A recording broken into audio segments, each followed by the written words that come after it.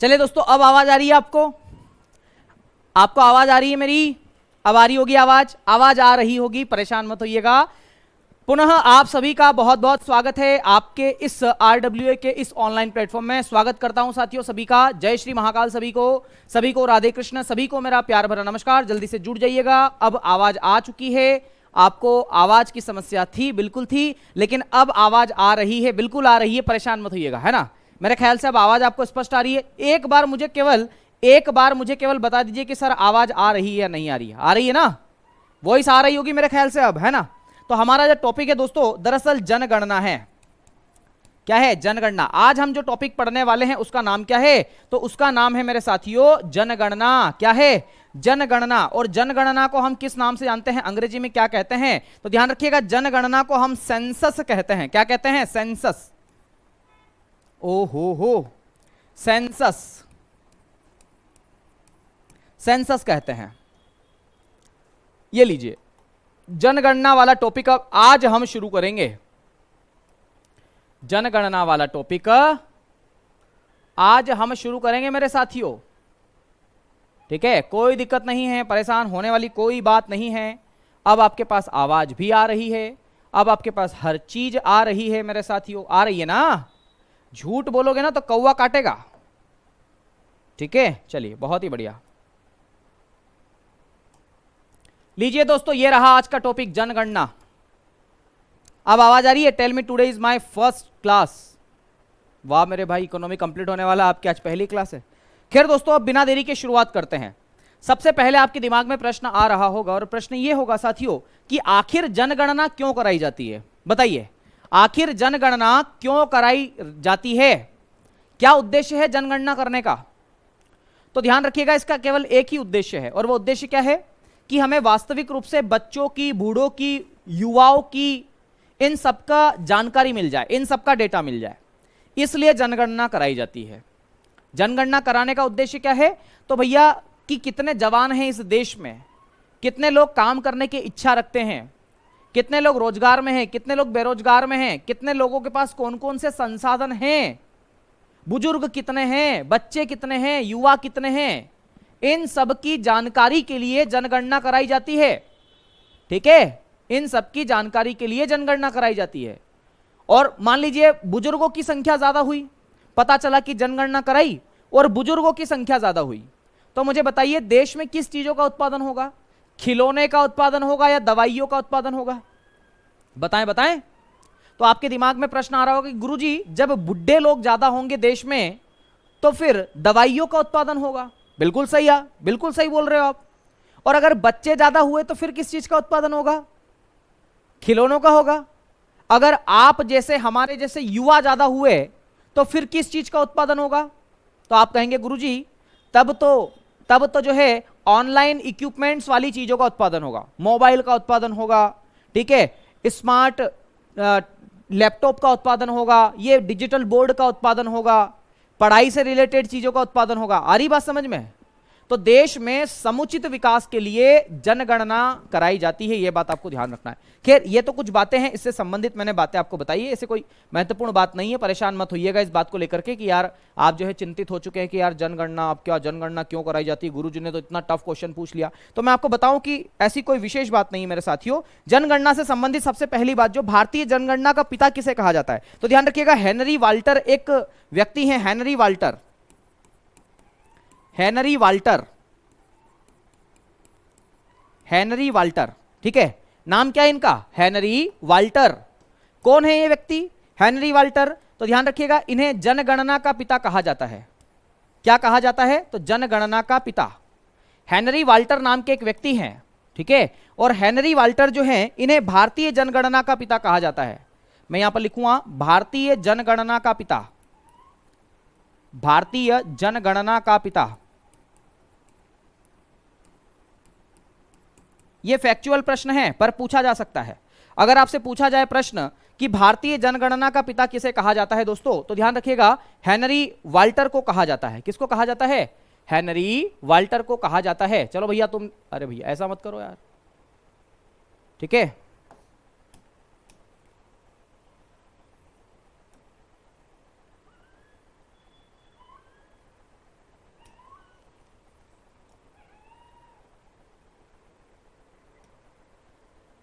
ठीक है ना दोस्तों। चलिए, ये पहली बात मैंने आपको बताई कि भैया हेनरी वाल्टर जो है वह भारतीय जनगणना के पिता के नाम से इनको जाना जाता है और महत्वपूर्ण बिंदु है। ठीक है, ये बिंदु कैसा बिंदु है, तो महत्वपूर्ण बिंदु आपका बन जाता है। वहीं पर दूसरा बिंदु क्या कुछ लिखना चाहते हैं हम लोग, तो ध्यान रखिएगा, तो जो दूसरा बिंदु हम लिखना चाहेंगे वो ये लिखना चाहेंगे कि भारत में जो है सबसे पहले जनगणना किसने करवाई। तो ध्यान रखिएगा 1872 की बात है साथियों, 1872 की बात है, 71-72 की बात है मेरे साथियों। एक व्यक्ति है और जिनका बड़ा ही शानदार नाम है, मैं आपको नाम भी लिखवा करके बताऊंगा। 1872 में एक व्यक्ति थे जिनका नाम था लॉर्ड मेयो।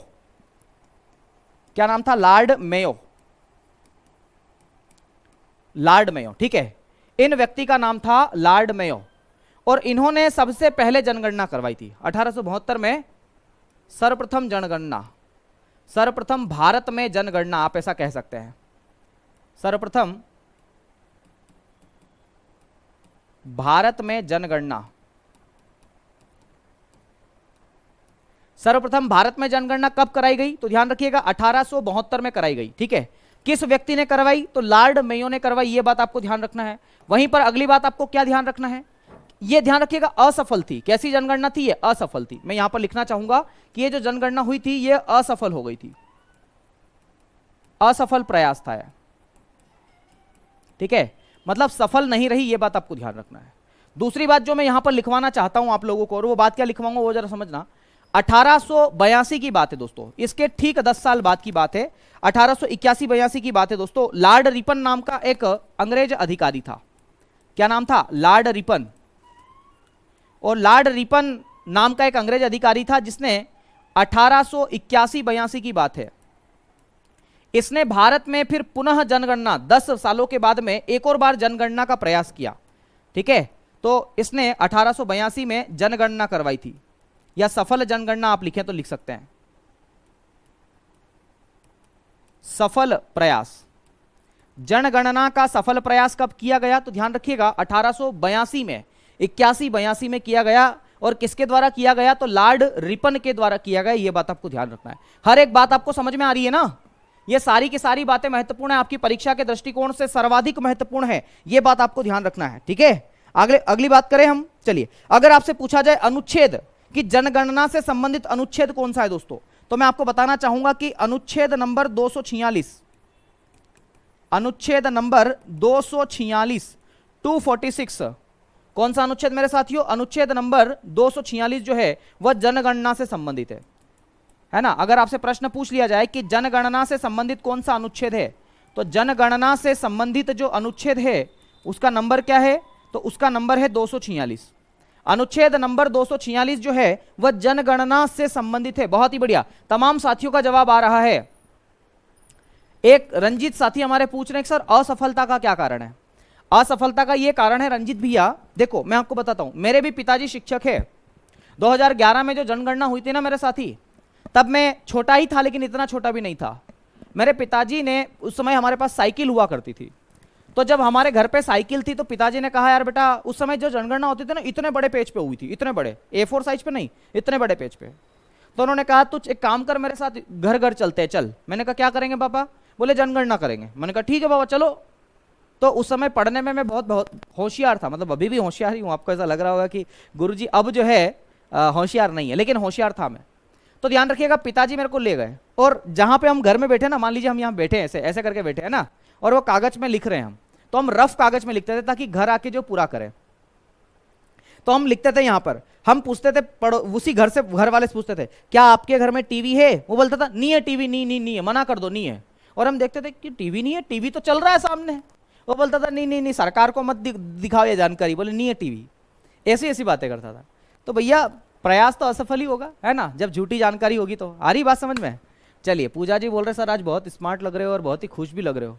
घर से क्लास लेने में कौन दुखी होता है भला, ये बताओ। घर की पत्नी का, मतलब घर की पत्नी होगी, खैर पत्नी के हाथ का खाना खाने की बात अलग है, शानदार मजा आ जाता है। आप भी क्या बात है ना। तो अनुच्छेद 246 जो है वह जनगणना से संबंधित है, यह बात आपको ध्यान रखना है। अगर आपसे पूछा जाए कि जनगणना किस सूची का विषय है, देखो संविधान की 7वीं अनुसूची में 3 सूची है, संघ सूची, राज्य सूची और समवर्ती सूची। तो मैं आपको बताऊं कि जनगणना जो है मेरे साथियों वह संघ सूची का विषय है। किस सूची का विषय है, संघ सूची। संघ सूची यानी कि केंद्र सूची जिसे आप बोल सकते हैं, संघ सूची या केंद्र सूची, है ना। संघ सूची का विषय, जनगणना किस सूची का विषय है? तो यहां पे मैं लिख देता हूं, जनगणना जो है वह संघ सूची का विषय, जनगणना विषय है। किसका विषय है? तो ध्यान रखिएगा, संघ सूची का विषय है। यह प्रश्न भी महत्वपूर्ण है, यह भी परीक्षा में आता है दोस्तों। आ रही बात समझ में? चलिए, बहुत ही बढ़िया।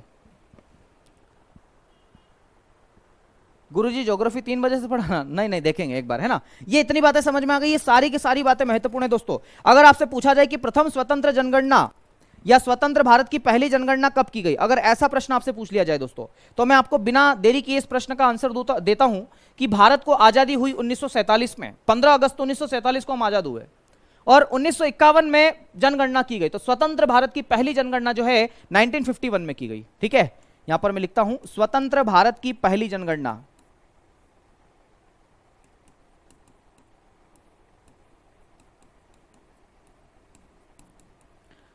स्वतंत्र भारत की प्रथम जनगणना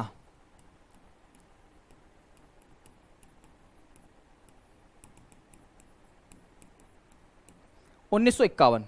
ठीक है, स्वतंत्र, अरे भाई ये क्या हो गया, स्वतंत्र भारत की पहली जनगणना जो है वह 1951 में की गई दोस्तों। कब की गई है? 1951 में की गई है। यह बात आपको ध्यान रखना है।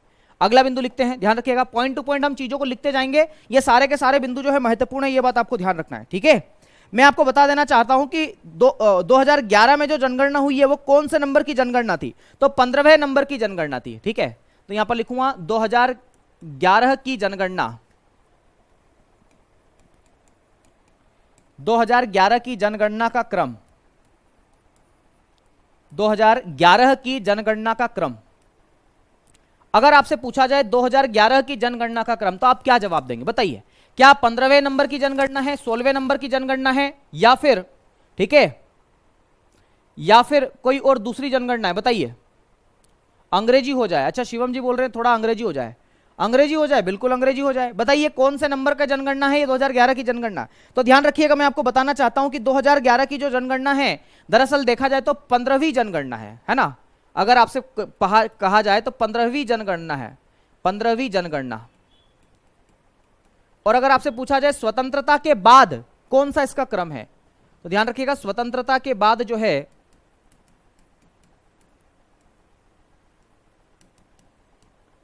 स्वतंत्रता के पश्चात इसका क्रम कौन सा है? तो ध्यान रखिएगा दोस्तों, 7वीं जनगणना। ठीक है, यह क्रम है। अगर आपसे पूछे कि भैया आजादी के बाद 2011 की जनगणना का क्रम कौन सा है, तो 7वीं। और अगर शुरुआत से की जाए 1872 से किया जाए दोस्तों, तो ध्यान रखिएगा 15वीं जनगणना है। यह बात आपको ध्यान रखना है। देखो ऐसे प्रश्न पूछे जाते हैं यार, मैं क्या कर सकता हूं इसका, ऐसे प्रश्न परीक्षा में पूछे जाते हैं और यह बात आपको ध्यान रखना है। अगर आपसे पूछा जाए दोस्तों कि पहली बार आर्थिक जनगणना कब की गई, ध्यान रखिएगा, तो 1977 में पहली बार आर्थिक जनगणना की गई है। इसके बारे में और भी हम बातें कर लेंगे, लेकिन धीरे धीरे होले होले कर लेंगे, ये बात आपको ध्यान रखना है। ठीक है, अगली हम बात करते हैं दोस्तों। अगर आपसे पूछा जाए कि 2011 की जनगणना के अनुसार भारत की आबादी कितनी है, भारत की जनसंख्या कितनी है, तो मैं यहां पर लिखना चाहूंगा कि 2011 की जनगणना के अनुसार, अब हम जो भी पढ़ेंगे ना 2011 की जनगणना के अनुसार ही पढ़ेंगे। तो 2011 की जनगणना के अनुसार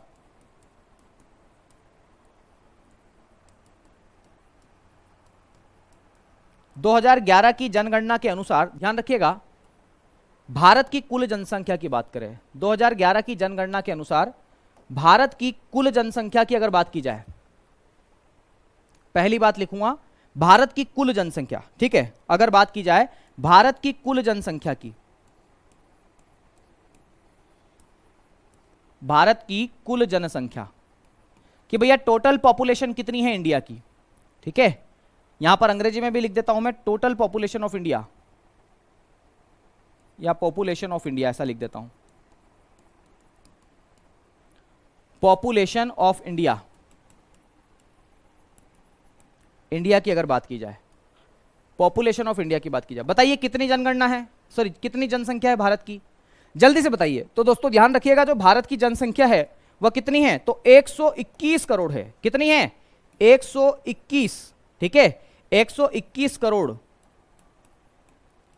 यह जनसंख्या 2011 की जनगणना के अनुसार है 121 करोड़, है ना। सागर जी बोल रहे 142, 142 2011 के अनुसार नहीं है, वर्तमान तिथि के अनुसार है। ठीक है, आपको तो ये ध्यान रखना है कि कितनी जनसंख्या है, तो 121 करोड़ है। आपको ये बात ध्यान रखना है। अगर 121 करोड़ में ग्रामीण जनसंख्या आपसे पूछी जाए दोस्तों, अगर आपसे ग्रामीण जनसंख्या पूछी जाए तो क्या जवाब देंगे आप, जल्दी से बताइए।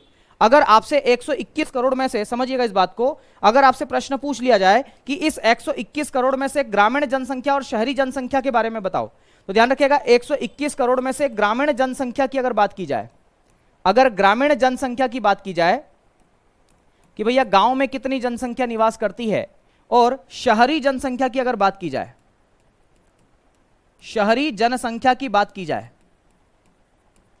ठीक है, अगर आपसे ग्रामीण जनसंख्या और शहरी जनसंख्या की बात की जाए, तो मैं आपको बताना चाहता हूं, ध्यान रखिएगा, मैं आपको बताना चाहता हूं कि जो अगर 2011 की जनगणना के अनुसार ग्रामीण जनसंख्या की बात की जाए साथियों, तो लगभग ध्यान रखिएगा दोस्तों, मैं आपको बता दूं यहां पर कि कितनी जनसंख्या हो सकती है, तो लगभग 83 करोड़ है ना, हालांकि 84 करोड़ का आंकड़ा है, 83 करोड़ जनसंख्या जो है वह कहां की है दोस्तों, तो ध्यान रखिएगा ग्रामीण जनसंख्या है, गांवों में निवास करती है लगभग 83 करोड़ जनसंख्या। वहीं पर शहरों में निवास करने वाली जनसंख्या कितनी है, तो ध्यान रखिएगा लगभग 38 करोड़, कितनी है, 38 करोड़ है।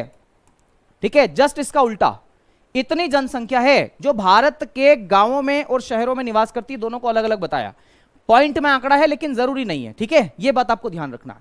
दूसरी बात हम क्या कर सकते हैं, अगर आपसे यह पूछा जाए कि 2011 के आंकड़ों के अनुसार जो है दशकीय वृद्धि दर कितनी है ना, दशकीय वृद्धि दर, दूसरा बिंदु में लिखूंगा दशकीय वृद्धि दर। यह दशकीय वृद्धि दर क्या होता है, दशकीय वृद्धि दर,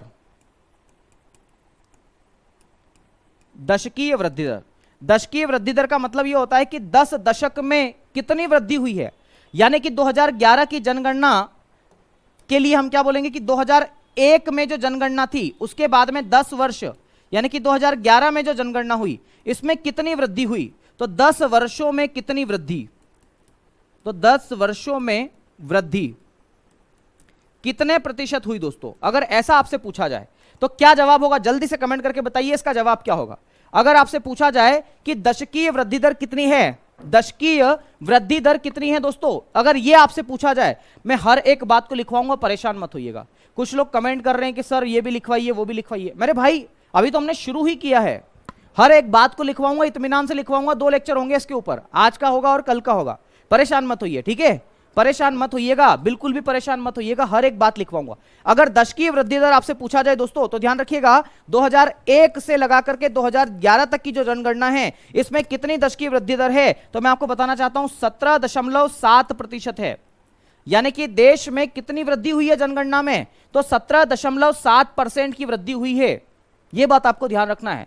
अगर आपसे पूछा जाए कि 2001 से लगा करके 11 तक कितनी जनगणना में वृद्धि हुई है, तो 17.7% की ग्रोथ हुई है, यह बात आपको ध्यान रखना है। ठीक है, आ रही बात समझ में, एक एक बिंदु को लिखवाएंगे, परेशान मत होइएगा। आप बीच में प्रश्न पूछ रहे प्रथम जनगणना आयुक्त कौन है, दूसरा कौन है, तीसरा कौन है, कोई मतलब नहीं है इन सब प्रश्नों का, है ना। मैं हर एक बात अपने समय पर ही बताऊंगा, क्योंकि एक सीक्वेंस रहता है, बीच में से कहीं भी नहीं उठा सकते ना हम हर चीज को।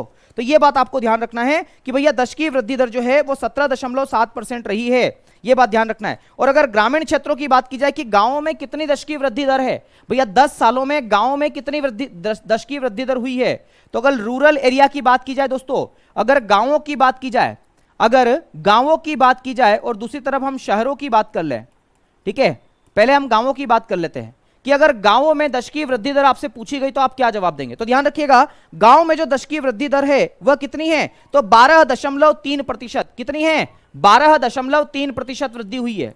तो गांवों में जनसंख्या कितने परसेंट बढ़ी है, तो 12.3% जो है वो गांवों में बढ़ी है। अगर शहरों की पूछा जाए आपसे तो ध्यान रखिएगा शहरों में कितनी जनसंख्या बढ़ी है, तो 31.8% जनसंख्या जो है वो शहरों में 10 सालों में वृद्धि हुई है। ठीक है, तो 31.8% जनसंख्या जो है वह शहरों में उसकी ग्रोथ हुई है, यह बात आपको ध्यान रखना है। फिर से सुन लीजिएगा मैंने क्या बताया आपको, मैं सबके आंसर दूंगा, थोड़ा सा धैर्यता बनाए रखें। जब ये पूरा चैप्टर हो जाएगा ना उसके बाद आप प्रश्न करना, आपके प्रश्न नहीं बचेंगे, परेशान मत होइएगा। सुनिएगा, अगर आपसे पूछा जाए कि भैया 10 सालों में वृद्धि कितनी हुई देश में, तो 10 सालों में 17.7% जनसंख्या में वृद्धि हुई है। दूसरी बात, गांवों में कितनी वृद्धि हुई है, तो लगभग 12.3% की वृद्धि हुई है। और शहरों में कितनी वृद्धि हुई है, तो 31.8% जो है वह शहरों में वृद्धि हुई है, यह बात मैंने आपको बताई है। ठीक है, धीरेन्द्र जी एक प्रश्न पूछ रहे हैं और प्रश्न यह है कि स्वतंत्र भारत के प्रथम जनगणना आयुक्त कौन थे। धीरेन्द्र जी इतना जल्दी क्या है गरम गरम खाने की, थोड़ा सा रुक तो जाइए भैया, परेशान मत होइएगा। ठीक है, और एक और बात मैं आपको बता दूं, ये जो जनगणना होती है ना, ये हर 10 वर्षों के अंतराल पर होती है। ठीक है, हर 10 वर्षों के अंतराल पर होती है, मैं यहां पर लिख भी देता हूं। ठीक है, 10 वर्षों के अंतराल पर होती है, 10 वर्षों के अंतराल पर होती है जनगणना जो होती है, वह हर 10 वर्षों के अंतराल पर होती है, यानी कि हर 10 वर्ष के बाद में जनगणना होने लगती है, ये बात आपको ध्यान रखना है। और सबसे पहली जो जनगणना हुई थी वो 1872 में हुई थी। ठीक है, और किसके शासनकाल में हुई थी साथियों, तो ध्यान रखिएगा लॉर्ड मेयो के शासनकाल में हुई थी, लेकिन ये जनगणना असफल रही थी। ठीक है, असफल हो गई थी। 1882 में सफल प्रयास किया गया था लॉर्ड रिपन के द्वारा, यह बात मैंने आपको बताई। और अनुच्छेद अगर आपसे पूछे कि कौन सा अनुच्छेद जनगणना से संबंधित है, तो आर्टिकल नंबर 246 जनगणना से संबंधित है, यह बात आपको समझना है।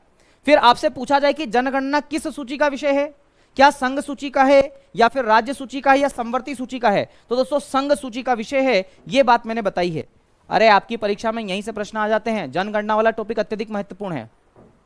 अगली बात, मैंने आपको बताया कि स्वतंत्र भारत की पहली जनगणना कब हुई है, तो 1951 में यह पहली जनगणना हुई है।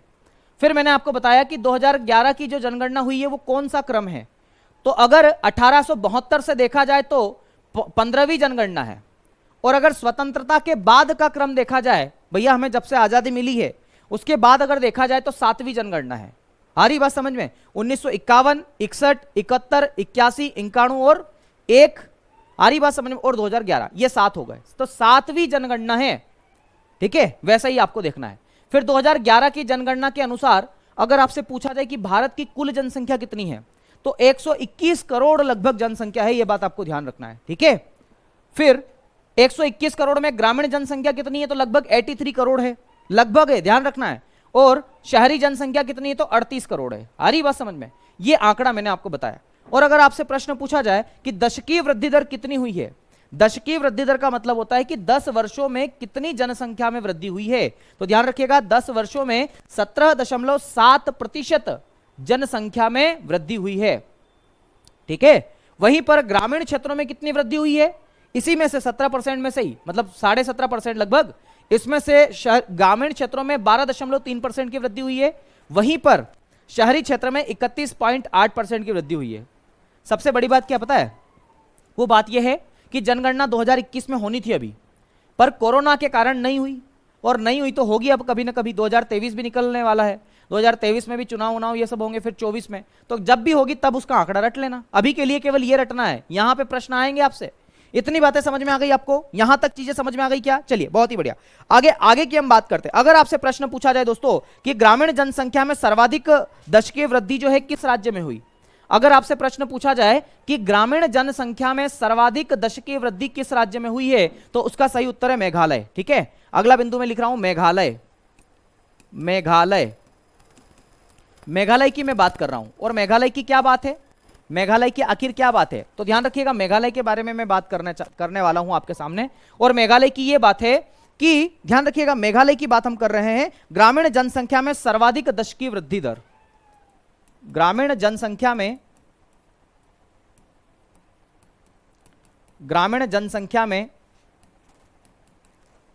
सर्वाधिक दशकीय वृद्धि दर,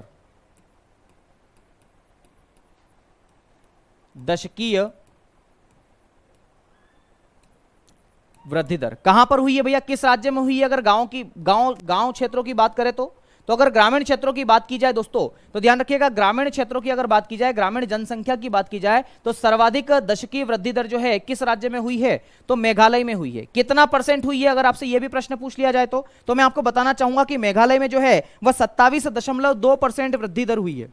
तो 27.2% की वृद्धि जो है वह मेघालय राज्य में हुई है, यह बात आपको ध्यान रखना है। ठीक है, यह बिंदु एक आपके लिए महत्वपूर्ण हो सकता है। वहीं पर अगर नगरीय जनसंख्या की बात की जाए, अगर नगरीय जनसंख्या की बात की जाए दोस्तों, तो ध्यान रखिएगा नगरीय जनसंख्या में वृद्धि जो है सबसे ज्यादा दमन और दीव में हुई है। कहां पर हुई है, दमन और दीव, तो मैं लिखूंगा दमन और दीव। दमन और दीव। और दमन और दीव में क्या कुछ महत्वपूर्ण है तो इसके बारे में जरा सुनिएगा या समझिएगा। ये जो दमन और दीव है दोस्तों, दमन और दीव जो है यहां पर जो है ये नगरीय जनसंख्या में सर्वाधिक वृद्धि दर है। ठीक है, तो यहां पर मैं लिखूंगा नगरीय, या नगरीय की जगह शहरी भी लिख सकता हूं, नगरीय या शहरी जनसंख्या में सर्वाधिक दशकीय वृद्धि दर। दोस्तों याद करना है, रटना नहीं है, ध्यान रखिएगा, सर्वाधिक दशकीय वृद्धि दर। यहां से प्रश्न आता है भाइयों, ये प्रश्न ज्योग्राफी का भी हो सकता है, ये प्रश्न इकोनॉमी का भी हो सकता है, ये जीके का भी प्रश्न हो सकता है, कहीं का भी हो सकता है ना। सर्वाधिक दशकीय वृद्धि दर, इसलिए आप जीएस जो है ना वो सागर है, आप जीएस के बारे में जो है कहीं भी गोता लगा सकते हो। आ रही बात समझ में? तो ये बिंदु इससे संबंधित है। ठीक है, आगे बात करें, चलिए बहुत ही बढ़िया, अगली बात कर लेते हैं। अगर मैं आपसे प्रश्न करूं, ध्यान रखिएगा, अगर मैं आपसे प्रश्न करूं दोस्तों कि सर्वाधिक जनसंख्या वाले 5 राज्य कौन कौन से हैं, सर्वाधिक जनसंख्या वाले 5 राज्य, जल्दी से कमेंट करके बताइएगा कि सबसे ज्यादा जनसंख्या किस राज्य की है। सर्वाधिक जनसंख्या वाले 5 राज्य, सर्वाधिक जनसंख्या वाले 5 राज्य कौन कौन से हैं। तो मैं पांचों राज्यों का नाम यहां पर लिख देता हूं, ध्यान रखिएगा। सबसे पहला जो राज्य है जिसकी जनसंख्या सबसे ज्यादा है दोस्तों, उस राज्य का नाम है उत्तर प्रदेश, आपका अपना यूपी, या ऊपी हम बोलते हैं हमारी भाषा में, ऊपी। ठीक है, उत्तर प्रदेश में सबसे ज्यादा जनसंख्या है। उत्तर प्रदेश की जो जनसंख्या है ना दोस्तों वो सर्वाधिक है। पूरे भारत में सबसे ज्यादा जनसंख्या कहां की है तो उत्तर प्रदेश की है दोस्तों। सर्वाधिक जनसंख्या वाला राज्य अगर आपसे पूछा जाए तो उत्तर प्रदेश है, ध्यान रखिएगा। ठीक है सर, ये दीव है कि द्वीप है, कहां लिखा है, ये दीव लिखा है, दीव, द्वीप नहीं है, दमन और द्वीप नहीं है, द्वीप है, द्वीप। ठीक है, तो उत्तर प्रदेश की जनसंख्या सबसे ज्यादा है। सबसे ज्यादा जनसंख्या किस राज्य की है तो उत्तर प्रदेश की है। उत्तर प्रदेश के बाद में फिर है दोस्तों महाराष्ट्र की, महाराष्ट्र की, जहां से सबसे ज्यादा टैक्स कलेक्शन होता है। तो महाराष्ट्र जो है वो दूसरे नंबर पर आता है। महाराष्ट्र की जनसंख्या जो उत्तर प्रदेश के बाद में दूसरे नंबर पर आती है। वहीं पर बिहार की जनसंख्या जो है दोस्तों वह तीसरे नंबर पर आती है। बिहार जो है वो तीसरे नंबर पर जनसंख्या में सबसे बड़ा राज्य आपका देखा जाता है। वहीं पर पश्चिम बंगाल जो है वह चौथा राज्य है। पश्चिम बंगाल जो है वह चौथा राज्य है। और पांचवा जो राज्य है मेरे साथियों वह आंध्र प्रदेश है, या आपका अपना आंध्र प्रदेश है। ठीक है, हालांकि 5 आपको याद नहीं करना है, आपको तो केवल और केवल पहला याद करना है। पर मेरी यह सलाह है आप लोगों को, मेरी यह सलाह है आप लोगों को कि आप कम से कम 3 राज्य तो याद रखें। ठीक है, कम से कम कितने राज्य याद रखेंगे, 3 राज्य आप याद रखेंगे। 3 राज्य क्यों याद रखेंगे, क्योंकि 3 राज्य जो है वो सबसे ज्यादा महत्वपूर्ण है। कभी कभी प्रश्न ऐसा भी आ जाता है, कठिन प्रश्न जब होता है कि निम्नलिखित में से जनसंख्या के घटते क्रम में बताइए, और ऑप्शन दे देगा आपको, तो थोड़ा जटिल हो जाएगा। आ रही बात समझ में? तो यूपी, महाराष्ट्र और बिहार ये आपके सर्वाधिक इंपॉर्टेंट है। आपके जो 3 महत्वपूर्ण जो जिले हैं ना, राज्य है ना, ये वाले हैं। ठीक है, ये 3 महत्वपूर्ण राज्य है, ये सबसे ज्यादा महत्वपूर्ण, आपको इतने याद रखने हैं। तो सर्वाधिक जनसंख्या वाले 5 राज्य ये वाले हैं। ठीक है, अब अगर हम बात करें न्यूनतम जनसंख्या वाले कोई राज्य, अगर आपसे बात की जाए न्यूनतम जनसंख्या वाले राज्य की, सर्वाधिक जनसंख्या की बात करी तो 5 राज्य में सबसे बड़ा राज्य कौन सा है, उत्तर प्रदेश है। फिर दूसरा महाराष्ट्र है, फिर कौन सा है आपका बिहार है, वहीं पर आपका चौथा कौन सा है, पश्चिम बंगाल है, और 5वां कौन सा है, आंध्र प्रदेश है। ठीक है, अगर न्यूनतम जनसंख्या वाले 3 राज्यों की बात की जाए, न्यूनतम जनसंख्या वाले 3 राज्यों की बात की जाए दोस्तों, ठीक है, यहां पर मैं लिखूंगा न्यूनतम जनसंख्या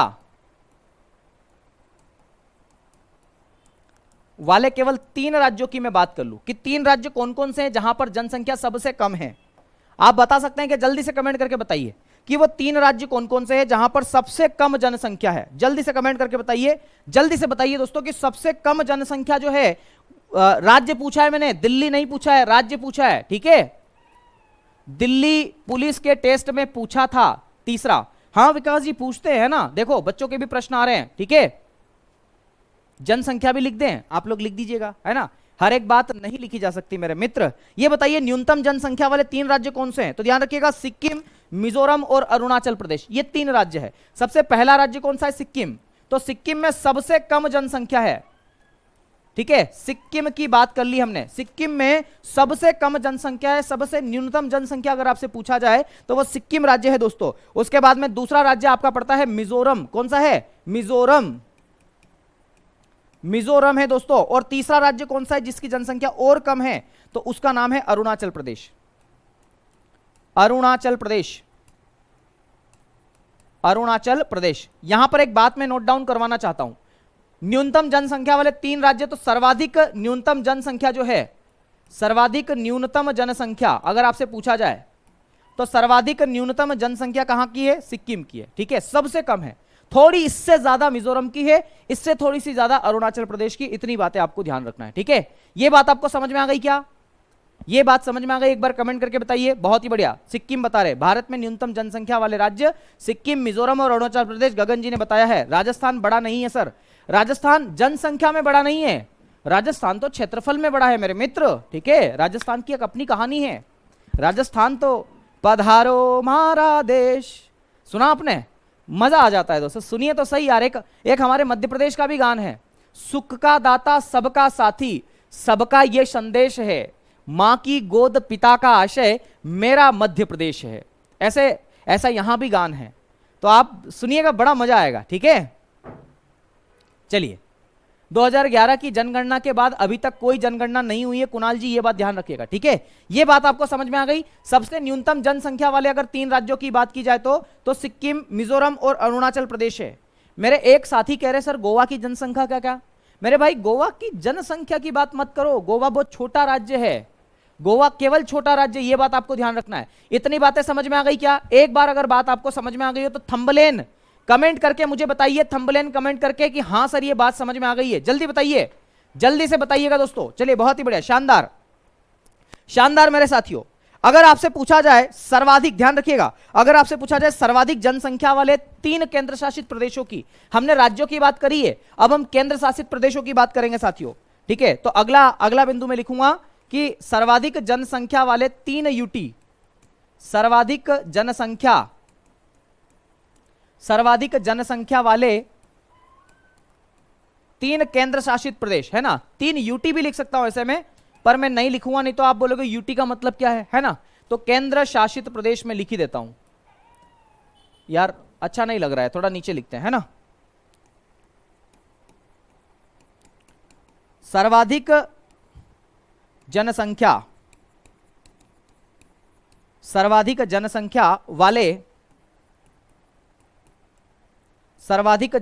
वाले 3 केंद्र शासित प्रदेश।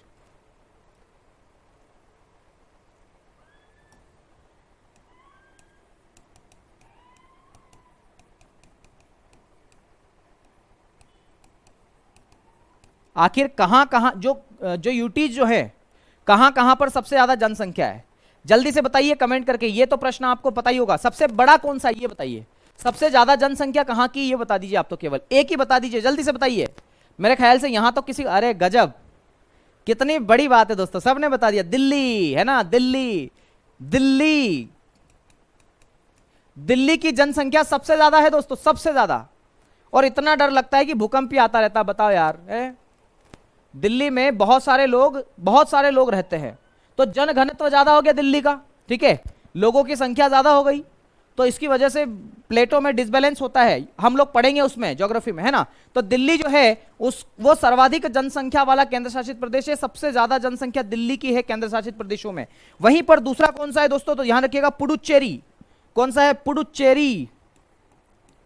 पुडुचेरी। और तीसरा कौन सा है? जल्दी से बताइए कमेंट करके कि तीसरा केंद्र शासित प्रदेश कौन सा है जिसकी जनसंख्या जो है वो सबसे ज्यादा है दोस्तों। तो चंडीगढ़ आपका कौन सा है? चंडीगढ़। गाना भी बना हुआ है चंडीगढ़ के ऊपर, तो है ना, मुझे याद नहीं आता है बस वो गाना, क्योंकि मेरे को गाने याद नहीं होते हैं। ठीक है, ये बात आपको समझ में आ गई होगी। आ गई कि नहीं आ गई? आ गई ना? अरे आ गई कि नहीं आ गई? आ गई गुरुजी, आ गई, है ना। ऐसा बोल दो गुरुजी आ गई, नहीं भी आई तो भी बोल दो गुरुजी आ गई, है ना। चलो कोई बात नहीं, आ ही गई होगी, उम्मीद तो यही है। ध्यान रखिएगा, तो सर्वाधिक जनसंख्या वाले 3 केंद्र शासित आपसे प्रदेश पूछा जाए तो ध्यान रखिएगा, दिल्ली में सबसे ज्यादा जनसंख्या है, फिर उससे थोड़ी सी कम जनसंख्या कहां पर है मेरे साथियों? तो ध्यान रखिएगा, पुडुचेरी में है, फिर उससे कम कहां पर है? तो चंडीगढ़ में। यह बात आपको ध्यान रखना है। अगर न्यूनतम जनसंख्या वाले 3 केंद्र शासित प्रदेशों की बात की जाए, अगर आपसे प्रश्न पूछ लिया जाए कि सबसे कम जनसंख्या वाले केंद्र शासित प्रदेश कौन कौन से हैं, तो मैं अगला बिंदु लिखता हूं, न्यूनतम जनसंख्या वाले 3 केंद्र शासित प्रदेश। न्यूनतम जनसंख्या वाले 3 केंद्र शासित प्रदेश।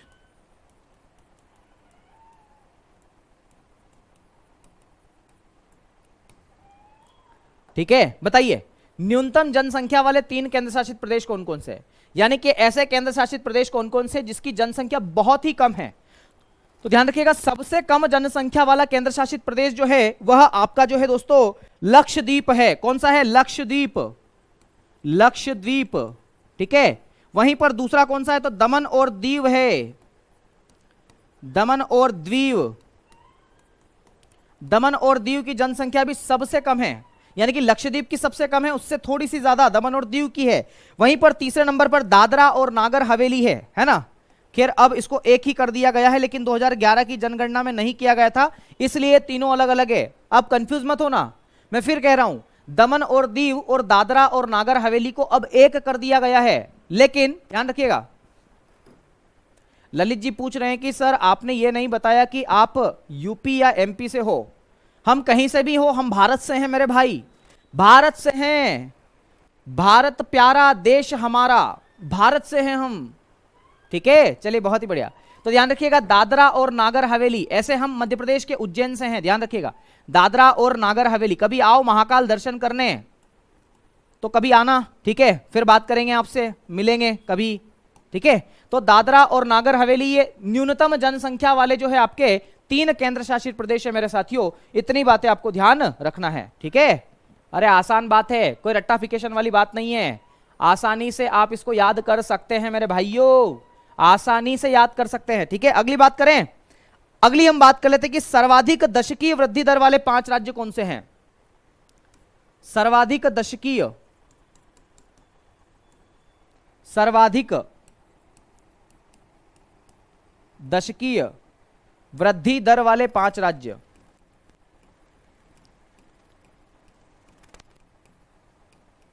सर्वाधिक दशकीय वृद्धि दर वाले 5 राज्य कौन से हैं? मतलब क्या पूछ रहा है, समझ गए क्या आप? नहीं समझे तो हम समझाने वाले मास्टर क्यों हैं। ध्यान रखिएगा, इसका मतलब यह है कि ऐसे राज्य कौन कौन से हैं जहां पर जनसंख्या वृद्धि सबसे ज्यादा हुई है, दशकीय वृद्धि सबसे ज्यादा हुई है। आखिर ऐसे राज्य कौन कौन से ऐसी बातें कर रहा है, देखो सही है, ऐसी बातें कर रहा है। तो आखिर कौन कौन से हैं उसकी भी हम बात कर लेते हैं, कौन कौन से हैं। तो ध्यान रखिएगा, सबसे पहला जो राज्य है मैंने आपको लिखवाया भी है, मेघालय। मेघालय में सबसे ज्यादा जनसंख्या दशकीय वृद्धि दर हुई है। तो सबसे पहला राज्य है मेरे साथियों मेघालय, आंकड़ा भले याद ना हो तो चलेगा, ठीक है। दूसरा राज्य कौन सा है मेरे साथियों? अगर मेघालय पहला राज्य है तो दूसरा है अरुणाचल प्रदेश। कौन सा है? अरुणाचल प्रदेश है मेरे साथियों। अरुणाचल प्रदेश की जनसंख्या भी, दशकीय जनसंख्या अच्छी खासी बड़ी है। अरुणाचल प्रदेश, अरुण यह मधुमय देश हमारा, अरुणाचल प्रदेश, सुना आपने गाना, अरुण यह मधुमय देश हमारा, जहां पहुंच अनजान क्षितिज को मिलता एक सहारा। नहीं सुना तो सुन लीजिए, है ना, आप इसको सर्च करके आइएगा। जयशंकर प्रसाद की रचना है ये, अरुण यह मधुमय देश हमारा। और बात है कार्नेलिया की, जब वो अपने मायके गई है, मायके ही गई है मेरे ख्याल से, और भारत का गुणगान कर रही है कि क्या मधुमय देश है ना। बाकी आप कभी सुनाएंगे, है ना। ध्यान रखिएगा, अरुणाचल प्रदेश सबसे ज्यादा दशकीय वृद्धि दर जो है मेघालय में हुई है, फिर अरुणाचल प्रदेश में हुई है, फिर बिहार में हुई है। कहां पर हुई है? बिहार। बिहार, एक वेब सीरीज देखी थी मैंने बिहार की, खाकी द बिहार चैप्टर, खाकी द बिहार चैप्टर। बिहार हर काम में आगे है, बिहार पढ़ने लिखने में भी आगे है। सबसे ज्यादा आईएएस, पीसीएस, आईपीएस लोग बिहार के हैं, ठीक है। बिहार बाकी क्षेत्रों में भी ज्यादा, वेब सीरीज देख लो सब बिहार में ही बनती है। बिहार के लोग इतने टैलेंटेड कैसे हैं भाई, है ना। कुछ राज हो, कुछ कौन सी भैंस का दूध पीते हैं, गाय का पीते हैं तो बता देना, ठीक है। चलिए बहुत ही बढ़िया। अरे वाह वाह वाह गुरुजी सर उज्जैन में विकास दुबे पकड़ा गया था। हाँ भाई, मैंने ही पकड़ा था उसको, विकास को मैंने और राहुल सर ने ही दबोचा था उसको, पकड़ लिया ऐसे कस के, कहीं नहीं जाने दिया। भाई तू उधर आ जा, बोले महाकाल के दर्शन करने आया है, बोले है एक तो बेचारा पुलिस वालों को मार के आया, इधर महाकाल के दर्शन करने आया। ठीक है चलिए बहुत ही बढ़िया, शानदार। तो ध्यान रखिएगा, बिहार की जनसंख्या जो है वहां पर भी ज्यादा दशकीय वृद्धि दर हुई है। बिहार के बाद में अगर हम बात करें अगले राज्य की तो मणिपुर पड़ता है, मणिपुर मणिपुर मणिपुर। और जब 2011 की जनगणना हुई थी ना दोस्तों, तब आपका और हमारा सबका प्यारा जम्मू और कश्मीर भी राज्य था। ठीक है, इसलिए जम्मू कश्मीर 5वां राज्य है दोस्तों, ये बात आपको ध्यान रखना है। आपके मन में डाउट आ सकता है कि गुरुजी ये जम्मू कश्मीर तो अब राज्य रहा ही नहीं, यूटी हो गया है, तो आपने इसको क्यों लिखा है? तो मैंने इसलिए लिखा है क्योंकि 2011 में जब जनगणना हुई थी ना दोस्तों, तब ये जम्मू कश्मीर दादा था, राज्य ही था, ये तो अब जाके हुआ है यूटी। ठीक है, चलिए बहुत ही बढ़िया, बहुत ही बढ़िया, शानदार। आओ कभी हमारा बिहार में, हाँ बहुत शानदार गाना लगता है मेरे को, तो मैं ढूंढता हूं उसकी, कभी आपके पास वो रिंगटोन हो तो भेजना जरा, हम भी हमारे मोबाइल में डालेंगे, है ना।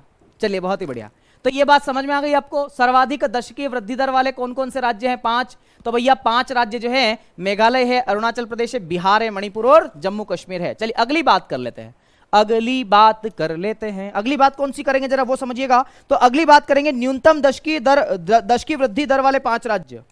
भैया न्यूनतम दशकीय, न्यूनतम, न्यूनतम मतलब होता है मिनिमम। अंग्रेजी माध्यम वालों को दिक्कत तो नहीं आ रही है? न्यूनतम दशकीय वृद्धि दर वाले 5 राज्य, न्यूनतम दशकीय वृद्धि दर वाले 5 राज्य। दोस्तों प्यार से बोला करो आप लोग, ठीक है, क्योंकि प्यार की एक ऐसी भाषा है ना जो किसी को भी है ना, मतलब पूछो मत, प्यार बहुत अलग चीज है। ठीक है, तो देखिए कौन कौन सी जनसंख्या में सबसे कम दशकीय वृद्धि दर हुई है भैया। तो ध्यान रखिएगा, सबसे पहला है नागालैंड।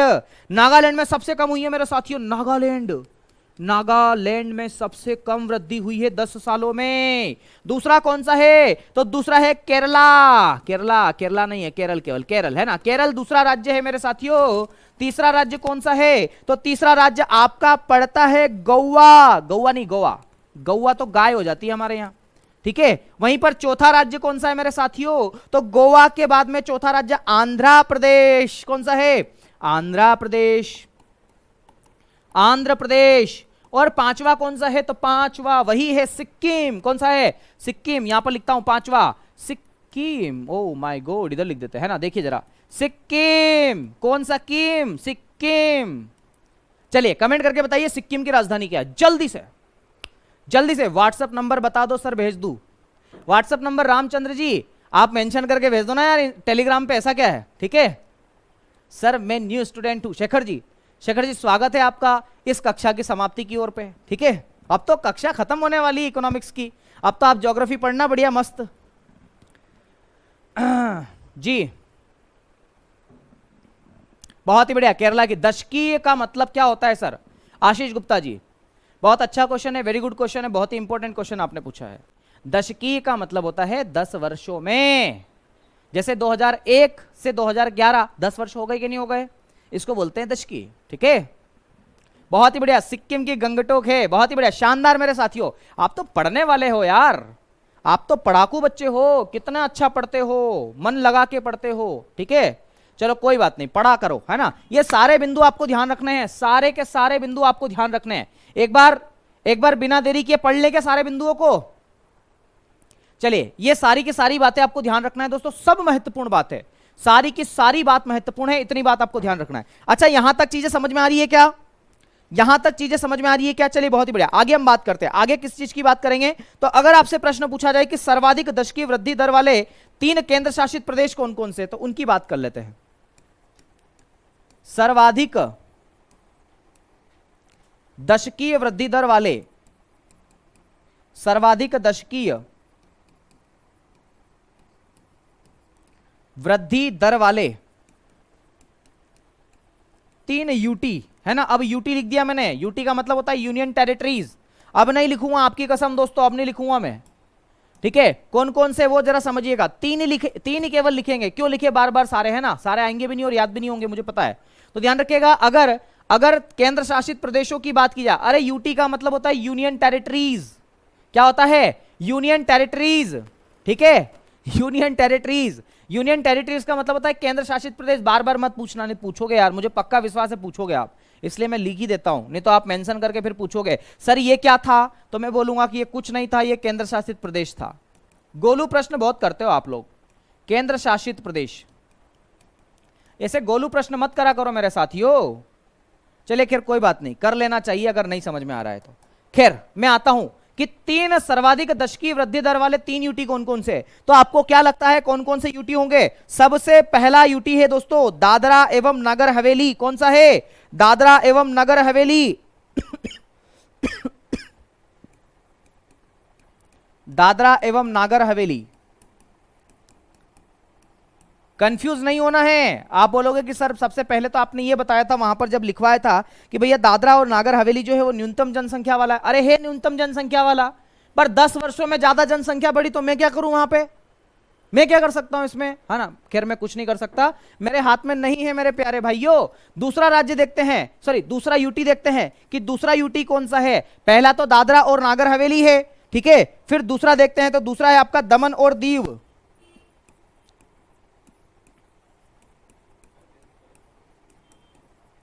तीसरा, तो तीसरा मैं आपको बताता हूं, तीसरा है आपका पुडुचेरी। कौन सा है? पुडुचेरी, पुडुचेरी, पुडुचेरी, ठीक है। ये 3 हो गए। चलिए इसको साइड ले लेते हैं, ठीक है। सर्वाधिक दशकीय वृद्धि दर है ना, अब हम न्यूनतम दशकीय वृद्धि दर की बात कर लेते हैं। न्यूनतम दशकीय वृद्धि दर,